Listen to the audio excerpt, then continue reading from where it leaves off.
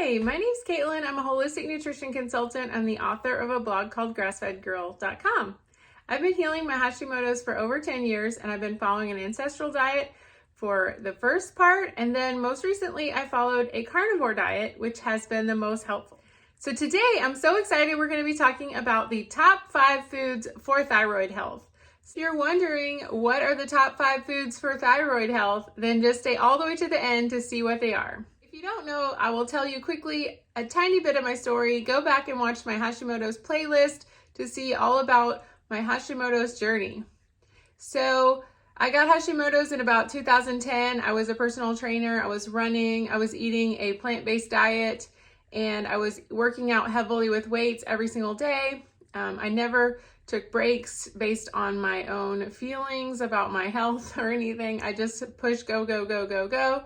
I lost a lot of weight on a low-fat diet, and I thought that was the key to everything, and I crashed and burned, and my thyroid gave up on me. I could barely get out of bed all of a sudden, and I had to quit personal training, and I had to change my life, and I had to do basically everything all over again because everything I was doing following conventional wisdom was all wrong. Just this summer, I got a clean bill of health. I actually am in remission of Hashimoto's. So I have under 30, which is considered remission of my TPO antibodies, and those are the only antibodies I had. So they're under 30, which is considered not Hashimoto's anymore.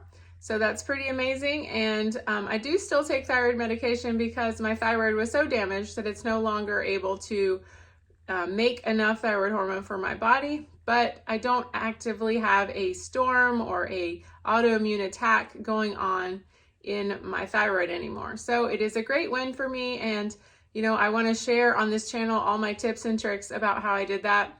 So make sure and subscribe, leave a comment, share this video with anyone you know that has Hashimoto's or hypothyroid. We used to think that hypothyroidism was an iodine deficiency, and people, especially living away from the ocean, were more prone to it.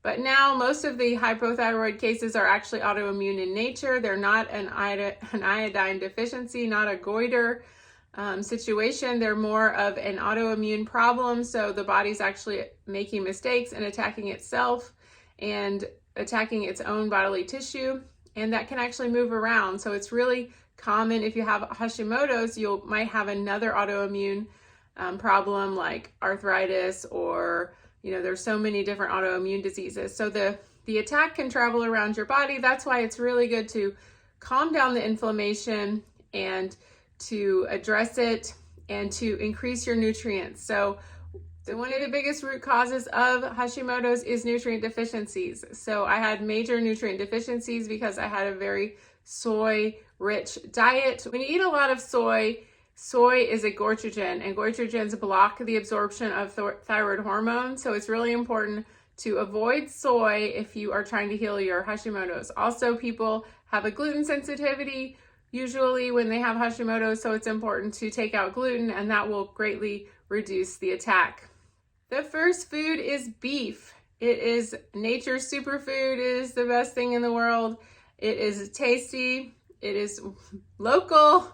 It is self-sustaining. So, a cow poops in the woods and then it goes around and around. Other animals are supported by that ecosystem. It is just the best thing in the world. A cow can live just down the street from you. You don't have to fly it in from Central America and have it on, trucks and re-refrigerated and all that stuff. So it's just a wonderful, wonderful food that everyone should eat more of. Beef has actually declined over the last 50 years as far as consumption, but our weight just keeps going up, and our health problems and type 2 diabetes just keep going up. So, I think the absence of beef is what is causing a lot of the problems with our health.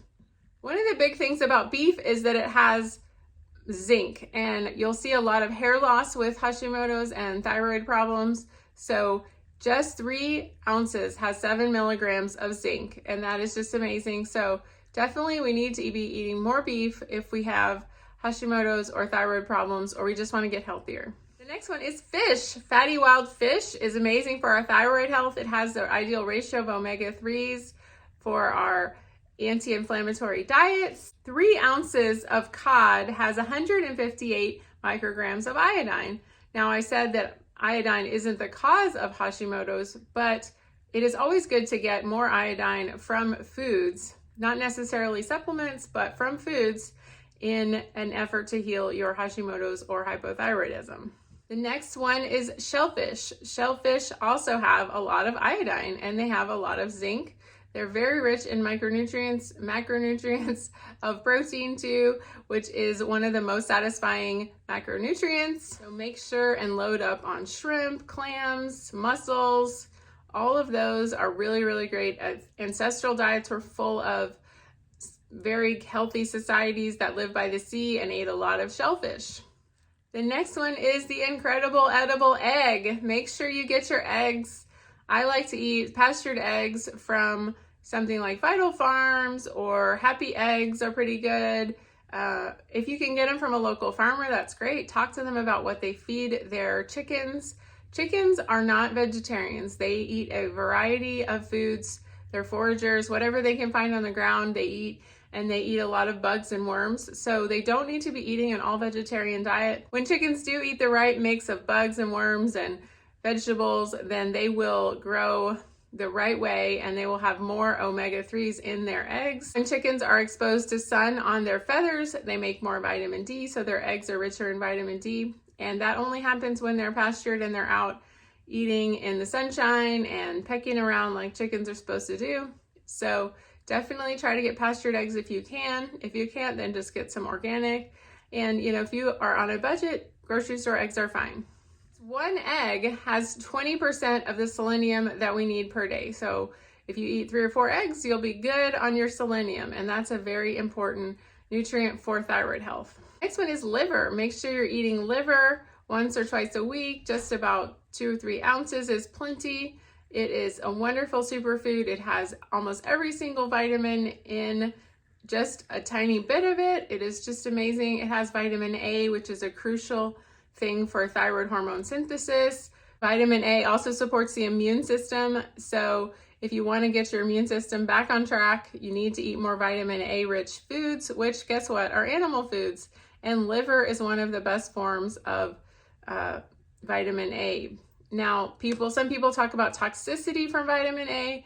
That's really, I don't think it's possible unless you just really overdo it. Most people, liver is very rich. So if I eat it once a week, I'm just done with it for the whole rest of the week. But then, so I think it's really hard to overeat it, but definitely don't force it. If you don't feel like you like it or you don't want it, then just don't eat it. But you can always get the capsules, supplemental liver.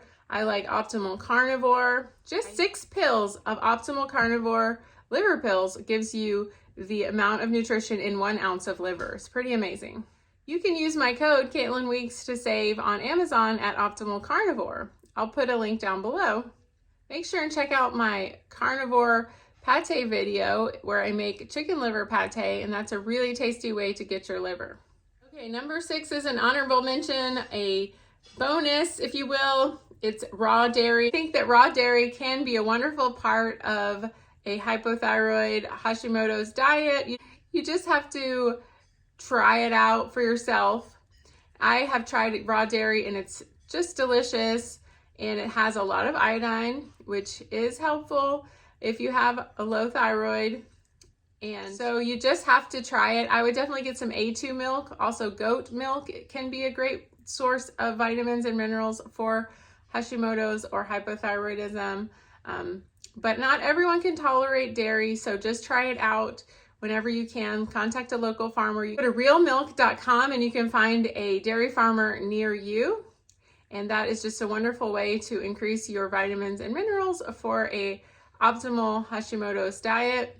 Now, some people can't tolerate it, but some people can. So it's worth a shot. Take it out of your diet for a few weeks, then add it back in and see what happens. If you get skin rashes or something like that, then it's probably not right for you, or you just need to do more gut healing, and then you can try it again in a couple of months. All right, I hope that's been helpful. Those are the top 5 foods for thyroid health. Guess already, those are all animal foods, and I'm a big proponent of the carnivore diet. It's helped me the most in healing my gut and dealing with nutrient deficiencies and getting my Hashimoto's into remission. I wrote a carnivore ebook all about how to do it. You can get it at carnivore30.info. It will have 26 recipes, 2 shopping list meal plans, 42 FAQs, and everything you'd ever want to know about the carnivore diet. And if you have Hashimoto's, the carnivore diet, they're synergistic and they help each other so much. So if you have any questions about carnivore or Hashimoto's, just leave them down below. I really appreciate. Please leave a comment, share, like this video, give it a big thumbs up. Thanks so much. We'll see you next time.